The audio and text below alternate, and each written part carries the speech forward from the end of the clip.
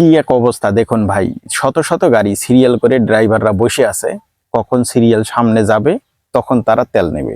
আর কিছু কিছু মানুষ থাকে না, যে ক্ষমতার জোর দেখায়, ক্ষমতার বল দেখায়। তো সেই রকমই একটা গাড়ি দেখুন উল্টো পথে এসে সামনে চলে গেছে তেল নেওয়ার জন্য, কোনো সিরিয়াল মেনটেন করে নাই। এখন যারা সিরিয়াল দিয়ে রাখছে, যারা অনেক সময় দীর্ঘ সময় সিরিয়ালে বসে আছে, তারা কি তার সাথ দিবে?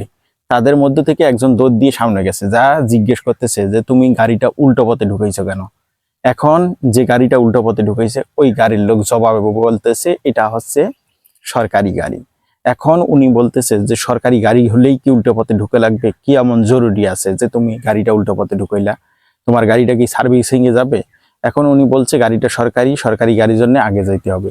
এখন প্রত্যেকটা জিনিসেরই তো একটা নিয়ম কারণ আছে, নিয়ম কারণ আছে না? যতই সরকারি গাড়ি হোক আর যাই হোক, যদি এমার্জেন্সি কেস হয় সেটা হলো এক বিষয়। এমার্জেন্সি হলে সেটা বলতে হবে যে এটা এমার্জেন্সি কেস, এই সমস্যা আছে, এই জন্য আগে চলে গেছে। কিন্তু তার কোনো তোয়াক্কা নাই। ওই যে একটাই কথা যে সরকারি গাড়ি, ক্ষমতার জোর আছে, ক্ষমতার বল আছে, ক্ষমতার বলেই সে সামনে চলে গেছে।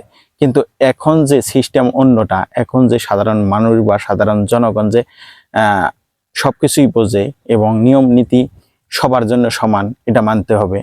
তো উনি মনে হয় জানেন না যে বর্তমান যিনি বাংলাদেশ সরকার প্রধান, তিনি সবকিছুর নিয়ম নীতিকে প্রাধান্য দিচ্ছে। উনি মনে হয় এটা জানেন না। তো আমার কথা এই বিষয় না, আমার কথা হচ্ছে নিয়ম সবার জন্য সমান।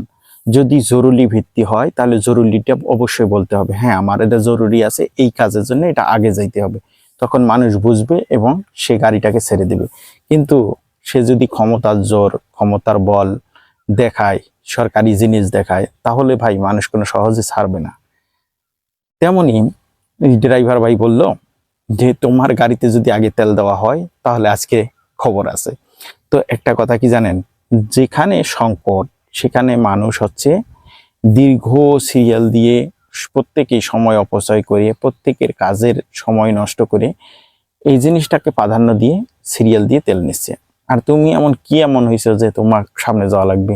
আসলে ভাই এটাই হচ্ছে বাংলাদেশ। বাংলাদেশে কোনো কিছুই মানুষ তোয়াক্কা করে না। যদি একটু ক্ষমতা থাকে, একটু যদি শক্তি থাকে, একটু যদি জোর থাকে, একটু যদি ক্ষমতার বল থাকে, তাহলে ভাই সেটা আগে প্রয়োগ করবে। তারপরে কি হয় হোক, এটা হচ্ছে বড় কথা। তো আমার সব মিলিয়ে একটা কথা হচ্ছে কি, ক্ষমতার জোর, ক্ষমতার বড়াই এগুলো বাদ দেন। যেখানে যে নিয়ম আছে সেই নিয়মে চলেন। যদি এইরকমটা হয়, যদি এরকমটা হয় যে সরকারি গাড়ির জন্য আগে তেল দিতে হবে, তাহলে সরকারি গাড়ির জন্য আলাদা লাইন করুক, আলাদা একটা সিস্টেম করুক, আর আলাদা একটা নজল করুক, যে এই নজলটা শুধুমাত্র সরকারি লোকদের জন্য বরাদ্দ। ওইটাতে সরাসরি সরকারি লোকজন যা গাড়ি বাজাবে ওটার থেকে তেল দিয়ে দিবে। আর আদার্স যেগুলো আছে সাধারণ জনগণ, সাধারণ পাবলিক, তার জন্য একটা আলাদা করে লিখে দেব, ওটার মধ্যে শুধু সাধারণ জনগণ এবং সাধারণ পাবলিক, সাধারণ ড্রাইভার, সাধারণ যেগুলো গাড়ি আছে, গণপরিবহন যেগুলো আছে সেইগুলো যে দাঁড়াইবে।